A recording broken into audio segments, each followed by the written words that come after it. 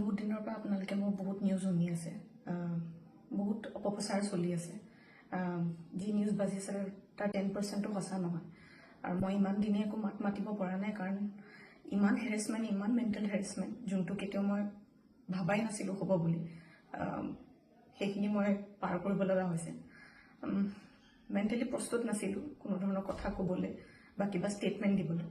সেইটো কাৰণে 7 দিন মই যেনে তেনে কটালোঁ। কিন্তু এতিয়া জোখতকৈ বহুত বেছি অপপ্ৰচাৰ চলিছে।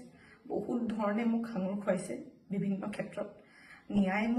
ন্যায়ালয়ে মোক দোষী কৰা আগতেই নিউজ মিডিয়াই মোক দোষী কৰি মোক এতিয়ালৈকে ফাঁচি দিছে। মোক অলৰেডি মই দোষী বুলি কথা কৈছে। আৰু বহুত ধৰণৰ নিউজ, বিভিন্ন ধৰণৰ নিউজ, য'ত মোৰ কেছটোৱে ট্ৰেডিঙৰ ওপৰত আছিলে, কিন্তু এতিয়া কেছটো অকল মোৰ ওপৰত হৈ গ'ল। আজি ফাইনেলি